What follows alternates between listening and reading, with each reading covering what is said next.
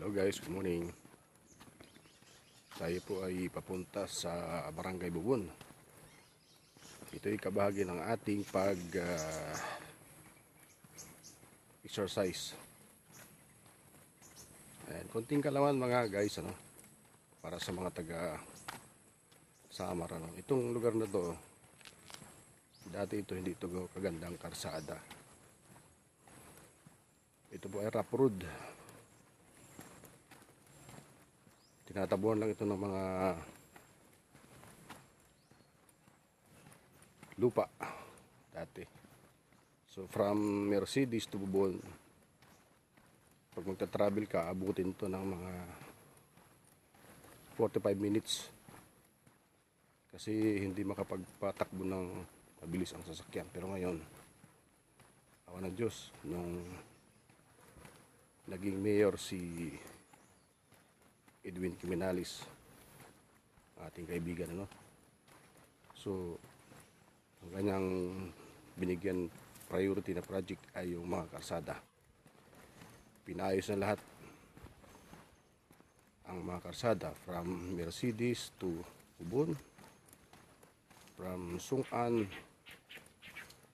ayan, from San Jose to Sungkan, ganda na mga karsada, Kabungaan, San Roque, Baluyo, at iba pang mga barangay.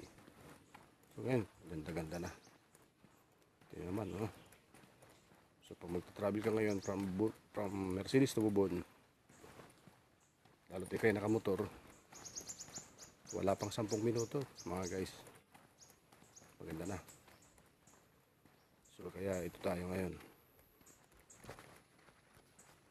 Tara, samahan niyo ako maglakad.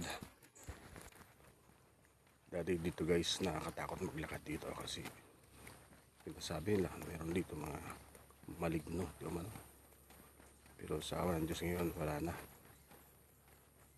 Nagsilayas na sila. Wala na silang papapala eh. Ayan guys, so ramdam na natin ang pawis. So ayan guys, papasok na tayo sa Barangay Bubon. Kita niyo po yung kabahayan. Dadaanan po natin si Brad Jerome, kapatid dito sa Bubon. Si Brad Carlos pala. Yan. So konting kalaman guys, itong Barangay Bubon,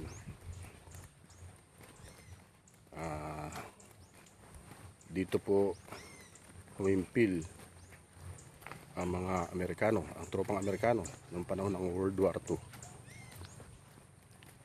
At ang kanilang lugar na hinimpilan ay pinangalan ng Fort Kennedy. Yan, Fort Kennedy po. Dahil ang presidente noon ay si Fort Kennedy. Yan, may mga kabahayan po dyan. May mga kaya rin po ang mga tao dito. May mga pera. Ang gaganda ng mga bahay. Ayan laki ng lote, nakapader, nakabakod, ng bakal, semento. Ayan ganda ng bahay.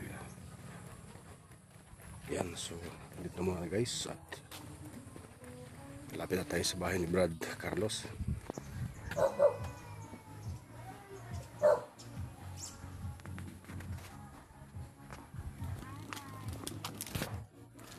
Aday Brad.